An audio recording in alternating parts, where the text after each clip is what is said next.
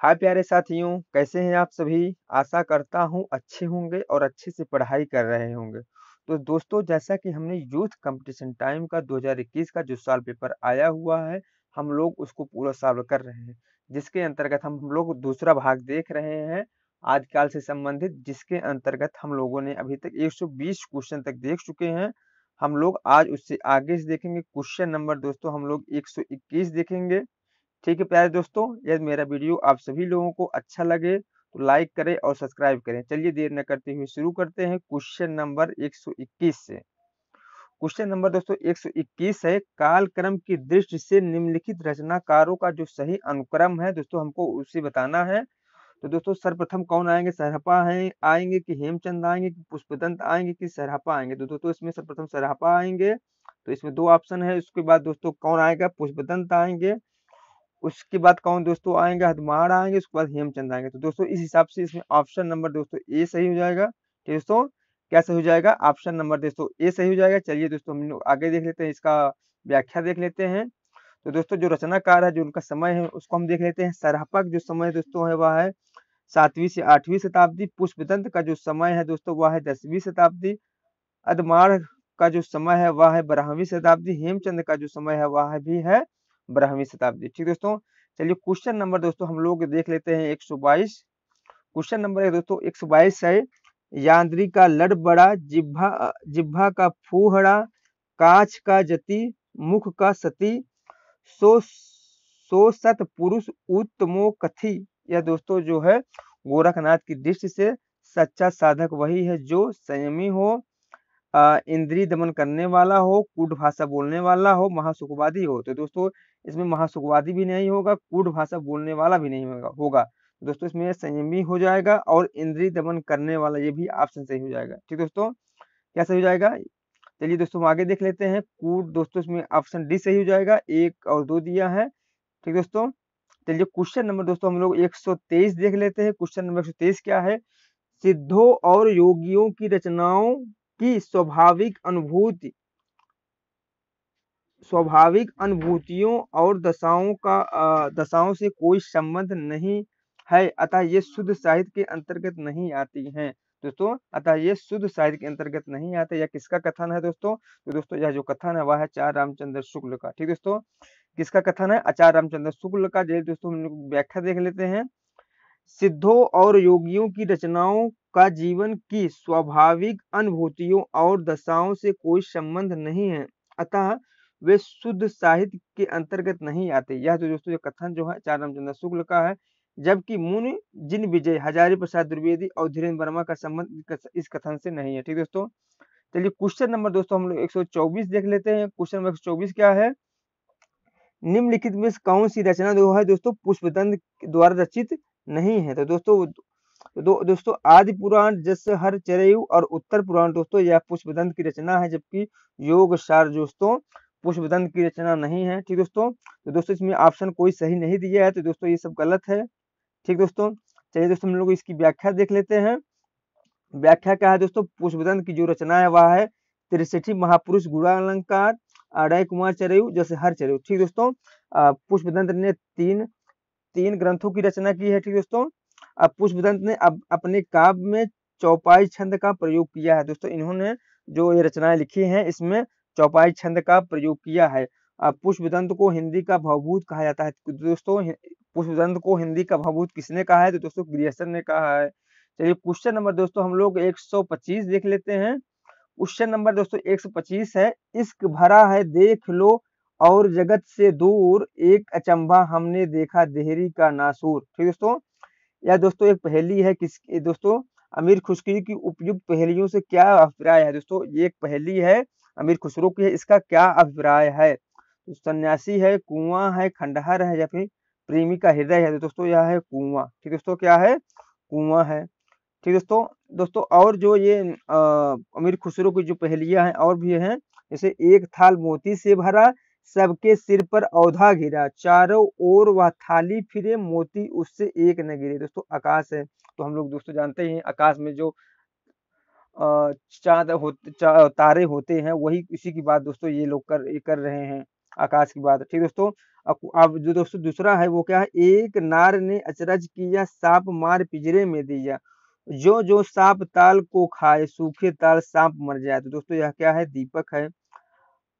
अरथ ते इसका बुझेगा, मुंह देखो तो सूझेगा। दोस्तों क्या है, यह दर्पण है। ठीक दोस्तों, और अमीर खुसरो की जो रचनाएं हैं वह क्या है, खालिक बारी है, पहेलिया है, मुकरिया है, दोस्तों सुखने है, गजल है। दोस्तों इनकी जितनी भी रचनाएं हैं सब महत्वपूर्ण है, ये परीक्षा में पूछी भी जाती हैं। चलिए क्वेश्चन नंबर दोस्तों हम लोग आगे देखते हैं। कुछ क्वेश्चन नंबर दोस्तों हम लोग 126 देखते हैं। सखी पिया को जो मैं ना देखूं, सखी पिया को जो मैं ना देखूं तो कैसे काटूं अंधेरी रतियां। दोस्तों यह जो उक्त पंक्ति है दोस्तों, यह किसकी है, तो दोस्तों यह जो पंक्ति है वह है अमीर खुसरो की। किसकी दोस्तों, अमीर खुसरो की है। चलिए दोस्तों हम उनकी व्याख्या देख लेते हैं। व्याख्या क्या है, उप, उपयुक्त जो पंक्तियां हैं खड़ी बोली की प्रथम प्रयोक्ता जो है वह आदिकालीन कवि अमीर खुसरो की है। अमीर खुसरो हिंदी के खड़ी बोली के प्रथम कवि के रूप में जाने जाते हैं। ठीक है दोस्तों, अमीर खुसरो जो है हिंदी की खड़ी बोली के प्रथम कवि के रूप में जाने जाते हैं। इनकी जो प्रसिद्ध रचना है वह क्या है, खालिक बारी है, दीवाने हिंदी है, हालात एक, कन्हैया है, मुकरिया है, दो सूखने है, गजल है। ठीक दोस्तों, इन्हें सितार और तबला का आविष्कारक, इनको दोस्तों इन्हें सितार और तबला का आविष्कारक माना जाता है। ये प्रसिद्ध संगीतक तथा हजरत निजामुद्दीन औलिया के परम शिष्य थे। हम लोग जानते हैं दोस्तों ये निजामुद्दीन औलिया के परम शिष्य थे। ठीक तो, जबकि आदिकालीन कवि दोस्तों, आदिकालीन कवि कौन एक है, विद्यापति भी आदिकालीन कवि है। इनकी जो उपाधियां वह क्या है, मैथिल कोकिल है, कवि शेखर है, अभिनव जयदेव है। जबकि इनकी जो रचनाएं है कीर्तलता, कीर्त पताका, गोरख विजय, और दोस्तों इनकी जो सबसे प्रसिद्ध रचना है वह है पदावली, जिसके लिए ये विख्यात है। चलिए क्वेश्चन नंबर दोस्तों हम लोग 127 देख लेते हैं। क्वेश्चन नंबर 127 क्या है, अपभ्रंश के जो नमूने हमें पद्यों में मिलते हैं वे उस काव्य भाषा के हैं जो पुरानेपन के कारण बोलने की भाषा से कुछ अलग, बहुत दिनों तक आदिकाल के अंत क्या उसके कुछ पीछे तक, आदिकाल के अंत क्या उसके कुछ पीछे तक पोथी में चलती रही। ये दोस्तों जो कथन है वह किसका है, तो दोस्तों यह जो कथन है वह है आचार्य रामचंद्र शुक्ल का। दोस्तों हम आप सबको एक चीज बता देना चाहेंगे, जो आचार्य रामचंद्र शुक्ल का है दोस्तों, ये पुस्तक बहुत ही इंपॉर्टेंट है। इसको जितनी बार पढ़ो उतना कम है। तो दोस्तों हिंदी साहित्य से संबंधित जितने भी स्टूडेंट है इस किताब को अवश्य पढ़ें। जिनके पास ना हो तो दोस्तों वो लेके, ये बहुत ही इंपॉर्टेंट क्वेश्चन है, क्योंकि दोस्तों इससे क्वेश्चन बहुत उठाता है एग्जामों में। ठीक दोस्तों, चलिए दोस्तों हम लोग आगे देखते हैं। दोस्तों इसकी हम लोग व्याख्या देख लेते हैं क्या है। दोस्तों उपरोक्त कथन जो है आचार्य रामचंद्र शुक्ल का है, हिंदी साहित्य का इतिहास का जो ग्रंथ है जो 1904 और 1929 ईस्वी में प्रकाशित हुआ था। आचार्य रामचंद्र शुक्ल द्वारा हिंदी शब्द सागर की भूमिका के रूप में इसका प्रकाशन हुआ था। आचार्य रामचंद्र शुक्ल का इतिहास दोस्तों जो लिखा गया है वह विधेयवादी पद्धति पर लिखा गया है। अपभ्रंश को आचार्य रामचंद्र शुक्ल ने प्रकृत भाषा हिंदी कहा हुआ है। तो दोस्तों अपभ्रंश को आचार्य रामचंद्र शुक्ल ने हिंदी भाषा का प्रथम युग कहा हुआ है। चलिए दोस्तों हम लोग आगे देखते हैं। क्वेश्चन नंबर दोस्तों 128 देखते हैं। क्वेश्चन नंबर दोस्तों 128 क्या है, निम्नलिखित रचनाओं को उनके रचनाकारों के साथ दोस्तों हम लोग को सुनियमित करना है। ठीक दोस्तों, क्या करना है, उसको हम लोग सुनियमित करना है। दोस्तों प्राकृतिक जो प्रकाश है वह किसकी रचना है, तो दोस्तों हम सभी लोग जानते हैं जो प्राकृतिक प्रकाश है वह है वर रुचि का। किसका है दोस्तों, वर रुचि का है। जबकि श्रावकाचार्य जो है वह है देवसेन का। किसका है दोस्तों, तो देवसेन का है। अब प्रबंध चिंतामणि किसका है, तो दोस्तों प्रबंध चिंतामणि है जैनाचार्य मेरुतंग का। किसका है दोस्तों, जैनाचार्य मेरुतंग का है। दोस्तों इसमें ऑप्शन गलत, ये मेरुतुंग होगा दोस्तों, जो मेरुतंग लिखा है दोस्तों तो ये मेरुतुंग होगा। ठीक दोस्तों, कुमार पाल प्रतिबोध के रचनाकार कौन है, तो दोस्तों सोम प्रभु सूरी है। कौन दोस्तों, सोम प्रभु सूरी है। जबकि हेमचंद की जो रचना है वह है कुमार पाल चरित्र। ठीक दोस्तों, हेमचंद कौन सी रचना है, कुमार पाल चरित्र है। दोस्तों चलिए इसकी हम लोग व्याख्या देख लेते हैं। ठीक दोस्तों, इसकी व्याख्या क्या है दोस्तों, बताए ही हम। जो प्राकृतिक प्रकाश है वह है वररुचि का, श्रावकाचार्य जो है वह देवसेन का है, प्रबंध चिंतामणि जैनाचार्य मेरुतुंग का है, कुमार पाल प्रतिबोध जो है वह सोम प्रभु सूरी का है, और कुमार पाल जो चरित्र है वह है हेमचंद का। ठीक दोस्तों, चलिए क्वेश्चन नंबर दोस्तों हम लोग 129 देख लेते हैं। क्वेश्चन नंबर 129 क्या है, निम्नलिखित में से कौन सा रासो काव्य नरपत नाल द्वारा रचित है? इनमें से एक कौन सा रासो काव्य है जो नरपत नाल द्वारा रचित है? दोस्तों हम सभी लोग जानते हैं इनका जो है वह है बिसल देव रासो। कौन है दोस्तों? बिसल देव रासो हो। चलिए दोस्तों हम लोग इसकी व्याख्या देख लेते हैं। तो दोस्तों परमार रासो जो है वह जगनिक का है, जिसे आलाखंड के नाम से भी जाना जाता है। खुमार रासो जो है वह दलपत विजय का है, और पृथ्वीराज रासो जो है वह चंद्रवरदाई का है। ठीक दोस्तों, चलिए क्वेश्चन नंबर दोस्तों हम लोग 130 देख लेते हैं। क्वेश्चन नंबर 130 क्या है? निम्नलिखित में से नाथ साहित्य की कौन सी विशेषता इनमें से एक नहीं है? तो दोस्तों हम सभी लोग जानते हैं कि दोस्तों रामायण और महाभारत से संबंधित कथाओं का साहित्य में समावेश। दोस्तों नाथ साहित्य जो है वह महाभारत से संबंधित कथाओं का अपने साहित्य में तो दोस्तों ये समावेश नहीं किया हुआ है। जबकि चित्त शुद्ध और सदाचार में आस्था दोस्तों इनकी विशेषताएं हैं, गुरु महिमा इनकी विशेषताएं, और उलट बासियत उनकी विशेषताएं है ही। ठीक दोस्तों, चलिए दोस्तों हम लोग इसकी व्याख्या देख लेते हैं। इसकी व्याख्या क्या है? रामायण और महाभारत से संबंधित कथाओं का साहित्य में समावेश जो है नाथ साहित्य की विशेषता नहीं है।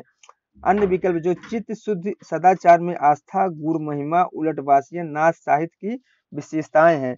नाथ संप्रदाय उत्तर पश्चिमी भारत की एक धार्मिक पंथ है। ठीक दोस्तों, क्या है? एक धार्मिक पंथ है जिसके आराध्य जो है वह है कौन? शिव है। यह हठ योग की साधना पद्धति पर आधारित पंथ है। इसके जो संस्थापक है वह है गोरखनाथ। ठीक दोस्तों, इसके संस्थापक कौन है? गोरखनाथ। हठ योग जो स्थापन किया है किसने किया है? गोरखनाथ ने। चलिए क्वेश्चन नंबर दोस्तों हम लोग 131 देखते हैं। क्वेश्चन नंबर 131 क्या है? पीछे लगा जाय था लोक वेद के साथ, आग थे सतगुरु मिल्या दीपक दिया हाथ। ठीक दोस्तों, उक्त पंक्तियों में कबीर क्या कहना चाहते हैं? दोस्तों इसमें जो पंक्ति है उसमें कबीर क्या कहना चाहते हैं?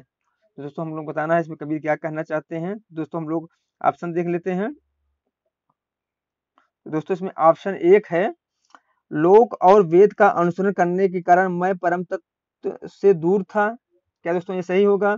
या फिर लोक और वेद की रूढ़ बद्धता से परम तत्व के अभिज्ञान का मार्ग प्रशस्त किया, या फिर सदगुरु के ज्ञान रूपी प्रकाश से मैंने परम तत्व का साक्षात किया। तो दोस्तों सी तो सही होगा, सदगुरु ने दीपक थाम का संसार में भटकने के लिए छोड़ दिया। दोस्तों ये नहीं होगा। दोस्तों इसमें ऑप्शन नंबर लोक और वेद का अनुसरण करने के कारण मैं परम तत्व से दूर था। दोस्तों ये भी सही हो जाएगा ऑप्शन। ठीक दोस्तों, ये भी सही हो जाएगा। तो दोस्तों इसमें ए और सी किसमें है? तो दोस्तों ए और सी बी में है। तो दोस्तों ऑप्शन नंबर दोस्तों बी सही हो जाएगा। चलिए दोस्तों हम लोग इसकी व्याख्या देख लेते हैं। व्याख्या क्या है दोस्तों? उपयुक्त पंक्ति में कबीरदास कहना चाहते हैं कि लोक और वेद का अनुसरण करने के कारण मैं परम तत्व से दूर था, लेकिन सतगुरु के ज्ञान रूपी प्रकाश से मैंने परम तत्व का साक्षात कर लिया या फिर प्राप्त कर लिया। ठीक दोस्तों, चलिए क्वेश्चन नंबर दोस्तों हम लोग 132 देखते हैं। क्वेश्चन नंबर 132 है, सहजयान के प्रवर्तक कौन है? तो दोस्तों हम सभी लोग जानते हैं सहजयान के जो प्रवर्तक है वह है सरहपा। क्या कौन दोस्तों? सरहपा है। तो दोस्तों हम लोग इसकी व्याख्या देख लेते हैं। व्याख्या क्या है? बौद्ध धर्म की सहजयान अथवा ब्रजयान शाखा से संबंधित 84 सिद्धों में प्रथम जो सिद्ध है वह है सरहपा, जिनका समय जो है 7वीं से 8वीं शताब्दी माना जाता है, को सहजयान का प्रवर्तक कहा जाता है। इनका जो अन्य जो नाम से जाने जाते हैं वह है सरोज व्रत, राहुल भट्ट आदि नामों से भी ये प्रसिद्ध है। सरहपा को राहुल शंकराचार्य ने हिंदी का जो है प्रथम कवि माना है। सरहपा द्वारा रचित जो ग्रंथ है वह है दोहा कोश। भाव और शिल्प की परंपरा संत साहित्य में जाकर नए रूप में उभरी।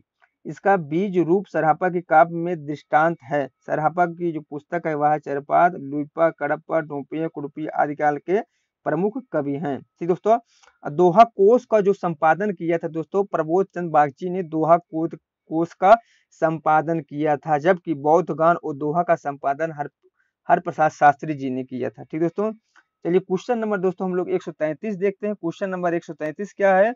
संदेश राशक की जो रचयिता है वो कौन है? तो दोस्तों हम सभी लोग जानते हैं संदेश राशक के रचयिता अब्दुल रहमान है। कौन दोस्तों? अब्दुल रहमान है। चलिए क्वेश्चन नंबर इसकी दोस्तों हम लोग व्याख्या देखते हैं। इसकी व्याख्या क्या है दोस्तों? अपभ्रंश भाषा के सामर्थ्य कवि, अपभ्रंश भाषा के सामर्थ्य कवि अब्दुल रहमान ने संदेश राशक नामक हिंदी काव्य ग्रंथ की रचना की है। तो दोस्तों हम लोग जानते हैं अब्दुल रहमान जो है अपभ्रंश भाषा के कवि थे जो हिंदी के प्रथम काव्य ग्रंथ की रचना की। संदेश राशक एक खंड काव्य। दोस्तों क्या है? संदेश राशक एक एक खंड काव्य है जिसमें विक्रमपुर की एक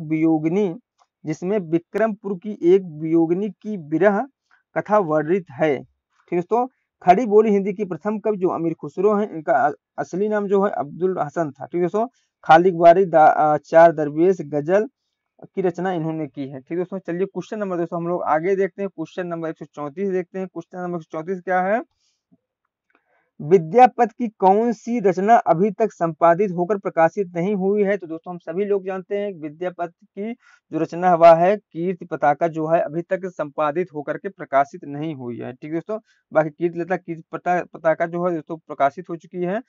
इसकी दोस्तों हम लोग व्याख्या देख लेते हैं। हिंदी साहित्य के आदिकाल के श्रृंगारी कवि तथा मैथिल कोकिल कवि शेखर, अभिनव जयदेव जैसे उपनामों से अभिहित किए जाने वाले कवि विद्यापति ने कीर्तिलता, कीर्ति पताका, पदावली नामक ग्रंथों की रचना की है। कीर्तिलता एवं कीर्ति पताका में अपने आश्रयदाता कीर्ति सिंह एवं शिव सिंह की वीरता को वर्णित किया है। विद्यापति की रचना कीर्ति पताका अभी तक संपादित होकर प्रकाशित नहीं हो सकी है। ठीक दोस्तों, चलिए क्वेश्चन नंबर दोस्तों हम लोग 135 देखते हैं। क्वेश्चन नंबर 135 है आत्मबोध किसकी रचना है? तो दोस्तों हम लोग जानते हैं आत्मबोध जो है वह है गोरखनाथ की रचना है। इसकी दोस्तों हम लोग व्याख्या देख लेते हैं। व्याख्या क्या है?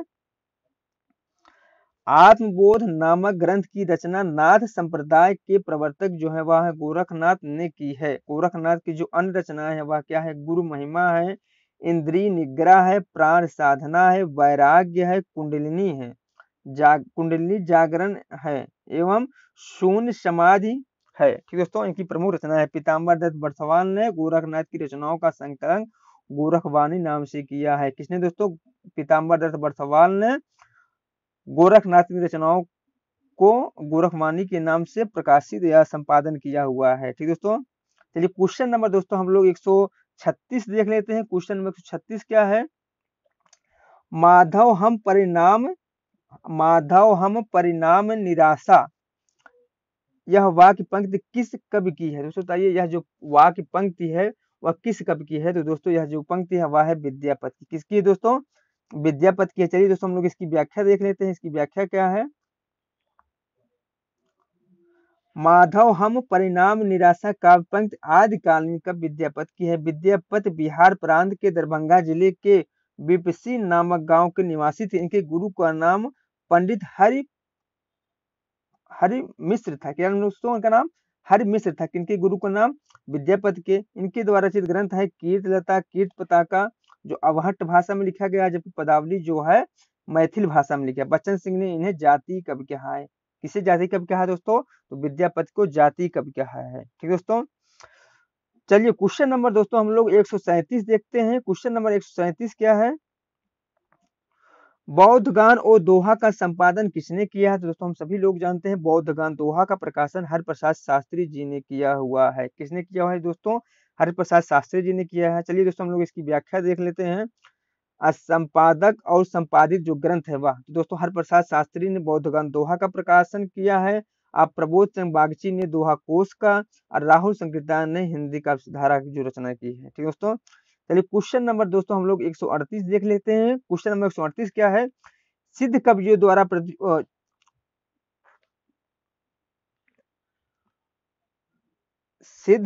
द्वारा प्रयुक्त भाषा को कहा जाता है। तो दोस्तों क्या कहा जाता है? दोस्तों हम सभी लोग जानते हैं सिद्ध कवियों द्वारा संध्या भाषा कहा जाता है।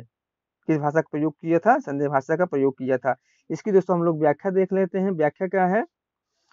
बौद्ध धर्म की ब्रजयान या सहजयान शाखा का प्रचार करने वाले सिद्ध कवियों ने संध्या भाषा शैली, क्या दोस्तों कौन सी? संध्या भाषा शैली का प्रयोग अपनी रचनाओं में किया था। संध्या भाषा वस्तुतः अंतः साधनात्मक अनुभूतियों, क्या दोस्तों?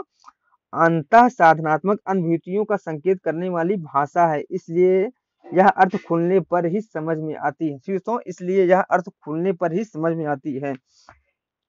इसी भाषा का प्रयोग नाथ योगियों ने भी किया था। कबीर आदि संतों ने इसी भाषा शैली को उलटवासी कहा जाता है। दोस्तों जो कबीर ने जो भाषा का प्रयोग किया था इसी भाषा का प्रयोग किया था उसे उलटवासी कहा जाता है।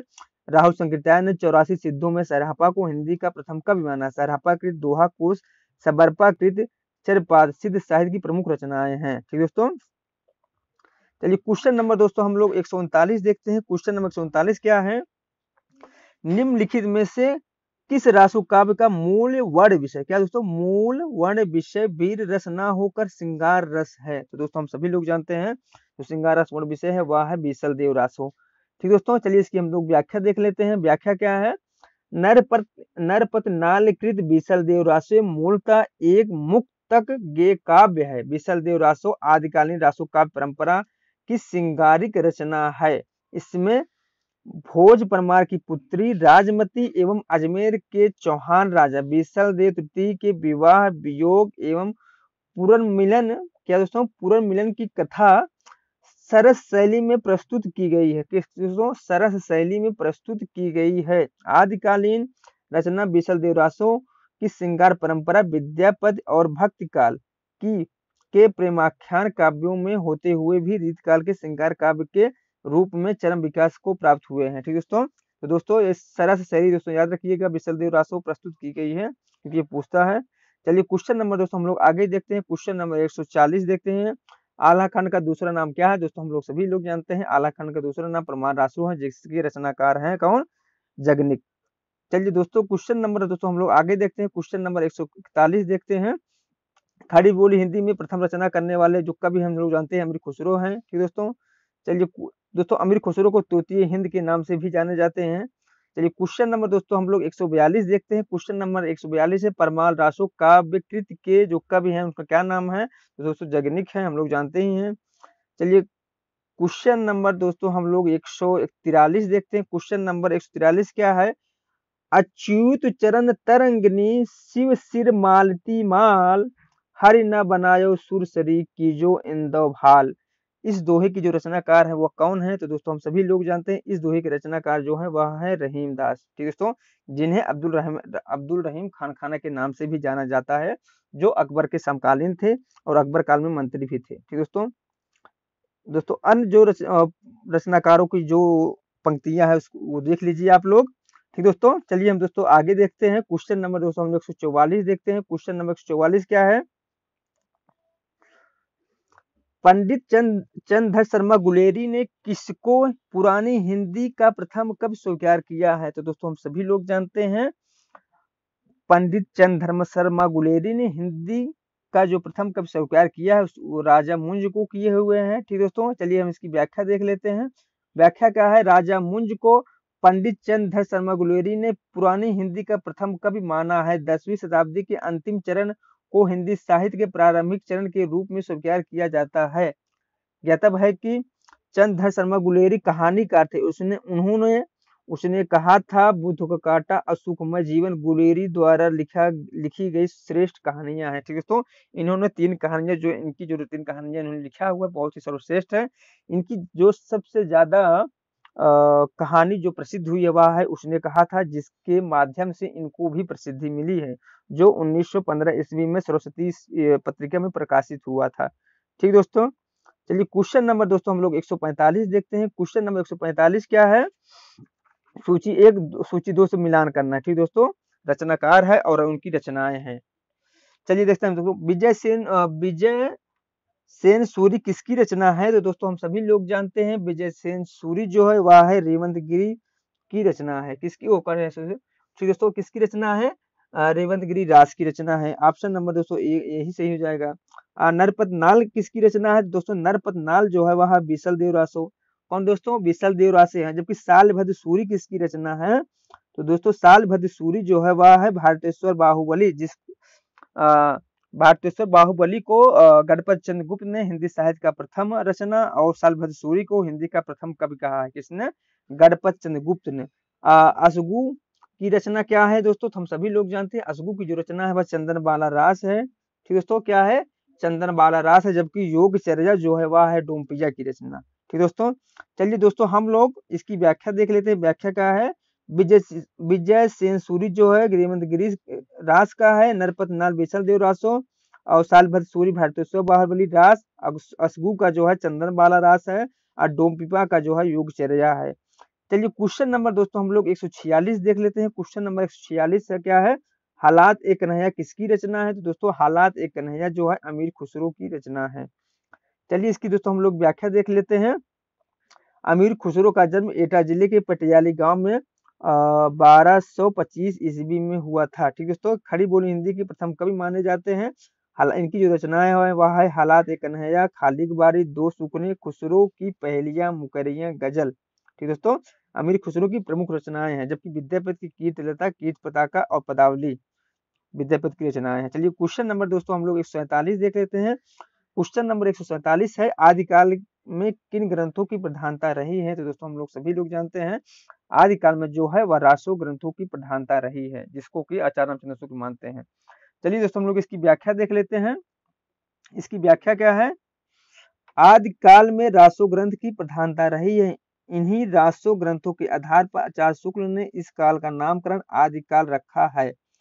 दोस्तों आदिकाल नहीं का नाम जो है दोस्तों, आदिकाल का जो नाम है दोस्तों पृथ्वीराज ओ दोस्तों वीर क्या दोस्तों रखा है इन्होंने आचार्य वीर काव्य को रखा है। ठीक दोस्तों, इस काल की प्रसिद्धि रासो ग्रंथ इस प्रकार देखो, इस काल में जो आदिकाल में जो प्रसिद्ध रचनाएं हुए वह कौन कौन सी है? वह पृथ्वीराज रासो है, कुमार रासो है, बीसल देव रासो है और परमाल रासो है। ठीक दोस्तों, चलिए क्वेश्चन नंबर दोस्तों हम लोग 148 देखते हैं। क्वेश्चन नंबर 148 क्या है? आचार्य हजारी प्रसाद द्विवेदी के अनुसार 14वीं 15वीं शताब्दी के हिंदुओं, मुसलमानों, सामंतों, शहरों, सेना के सिपाहियों और लड़ाइयों का जीवंत और यथार्थ वर्णन किस कृत में हुआ है? तो दोस्तों वह हुआ है कीर्ति पताका में। किस में हुआ है दोस्तों? कीर्ति पताका में हुआ। चलिए दोस्तों इसकी हम लोग व्याख्या देख लेते हैं। आचार्य हजारी प्रसाद द्विवेदी के अनुसार 14वीं 15वीं शताब्दी के मुसलमानों, सामंतों, शहरों, सेना के सिपाहियों और लड़ाइयों का जीवंत और यथार्थ वर्णन विद्यापति की कीर्तिलता में हुआ है। ठीक दोस्तों, विद्यापति कीर्तिलता, कीर्ति पताका, पदावली इनकी रचनाएं हैं। चलिए क्वेश्चन नंबर दोस्तों हम लोग देखते हैं 149। क्वेश्चन नंबर 149 है, राहुल जी ने हिंदी भाषा का प्रथम कब किसे स्वीकार किया है? दोस्तों हम सभी लोग जानते हैं कि राहुल जी ने सराहपा को हिंदी भाषा का प्रथम कब स्वीकार किया हुआ है। चलिए दोस्तों हम लोग इसकी व्याख्या देख लेते हैं। राहुल संकृताय ने 7वीं शताब्दी के प्रसिद्ध कवि जो है सराहपा को हिंदी का प्रथम कवि माना है। सराहपा जो 84 सिद्धों में से एक थे। गणपत चंद्रगुप्त ने अपने अपने जो ग्रंथ है हिंदी साहित्य का वैज्ञानिक इतिहास है, इसमें सालभर सूरी को हिंदी का प्रथम कवि, इनके द्वारा जो रची गई रचना है वह है भारतेश्वर बाहुबली रास को हिंदी का प्रथम रचना माना हुआ। आचार्य हजारी प्रसाद द्विवेदी ने पुष्पदंत को, गुलेरी जी ने मुंज को तथा रामकुमार वर्मा ने स्वयंशंभू को हिंदी का प्रथम कवि माना हुआ है। ठीक दोस्तों, हजारी प्रसाद द्विवेदी ने पुष्पदंत को, गुलेरी जी चंद्रधर शर्मा गुलेरी जी ने मुंज को, जबकि रामकुमार वर्मा ने स्वयंशंभू को हिंदी का प्रथम कवि माना है। चलिए क्वेश्चन नंबर दोस्तों हम लोग 150 देखते हैं और आज का लास्ट क्वेश्चन देखते हैं दोस्तों। क्वेश्चन नंबर 150 है, बीसल देव रासों में किस शैली का प्रयोग किया गया है? तो दोस्तों हम सभी लोग जानते हैं बीसल देव रासों में गेय शैली का प्रयोग किया गया है। इसकी दोस्तों हम लोग व्याख्या देख लेते हैं। व्याख्या क्या है? बीसल देव रासों की रचना संवत 1212 संवत में हुई थी, जिसके कवि थे वह थे नरपत नाल। ठीक दोस्तों, इस काव्य ग्रंथ के जो चरित्र नायक हैं वह विग्रह राज चतुर्थ थे। अन्य रासो ग्रंथों की भांति बीसल देव रासो वीर काव्य न होकर विरह काव्य है। क्या दोस्तों है? यह विरह काव्य, जिसका मूल रूप गेय काव्य है। ठीक दोस्तों, यह पूछ लेता है कि बीसल देव रासो कैसा काव्य है? दोस्तों विरह काव्य है। ठीक दोस्तों ये वीडियो मेरा यहीं समाप्त होता है। इसके आगे दोस्तों हम कल वीडियो इससे संबंधित लेके आएंगे। यदि मेरा वीडियो दोस्तों आप सभी लोगों को अच्छा लगा है तो दोस्तों लाइक करें और सब्सक्राइब करें और दोस्तों शेयर करें। ठीक दोस्तों,